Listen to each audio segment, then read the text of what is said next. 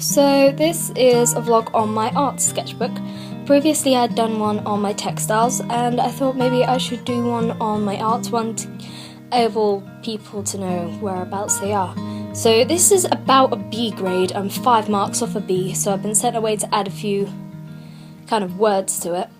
As you can see, I've added a picture to the front just to spice it up a bit, but I did do this on my sketchbook upside down, so if you're going to paint anything on the front, make sure it's the right way around. So first of all, you should have a mind map to kind of experiment with ideas. This one isn't very good, apologies. It should be about 2 pages big and just stuff filled with it. This sketchbook is a A3 sketchbook. Primary resources. Basically you need a lot of primary resources. These are all my own images, but I should have added a lot more. Considering this is my first sketchbook, I don't think it's that bad, but I really should add more to it. That's why I've been sent away to add more. So I've got lots of different types of media there. This is just something we did in class to experiment in ways and how we can change the background and manipulate it. Really, you should add a background and make each page as visually interesting as possible and not really leave any white space. So this is my first artist study. This is, I'm going to stand up because I really can't fit everything in. This is my first artist page. This is Agnes Cecile. She's one of my favourite artists, and so I tried out a bit of chalk and a bit of watercolour and explained how these medias kind of work and what would be good for my theme, which is surfaces. I then kind of recreated a piece of her artwork. The actual piece is up in the corner there, nowhere near as good as hers, of course, but I just explained why I like the use of watercolour. This is a mixed media piece of pomegranate. I'm gonna stop talking now and just kind of flick the pages. So yeah.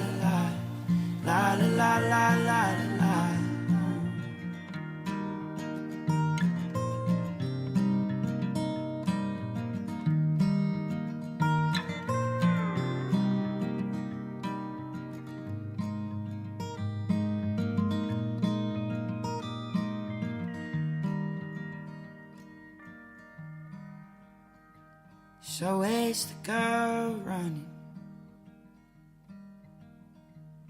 with no shoes on her feet?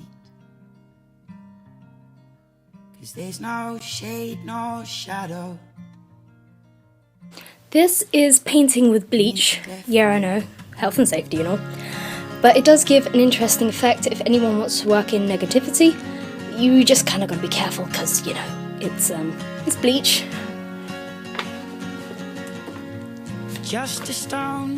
This is where I start to focus on my sub-theme, which I wanted to focus on skins, and later on I start to go on flowers as I look in deeper into my artists. Sticks and stones make broken bones, empty words make broken homes.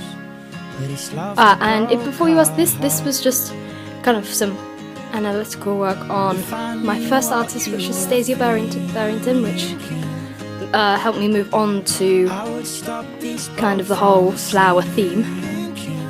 So more primary resource work. I went out into my garden and used some of my images to kind of draw these. I just don't know what you're thinking.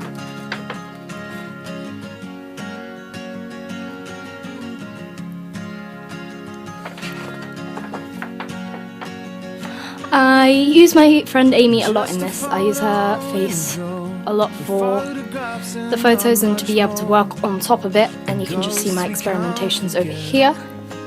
And then I kind of focus the mediums down into ones that I believe work best, and then draw her from oil pastels and add layers over the top.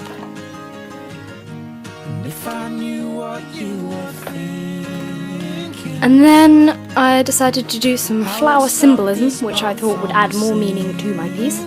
If you're studying anything, try and look into the symbolism of certain things, as that will give your piece more meaning. And this page is just kind of some investigation work on a giant piece I produced, picture coming up now.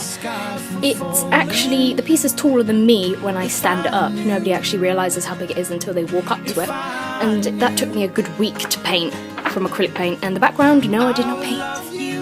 All this I painted apart from those there.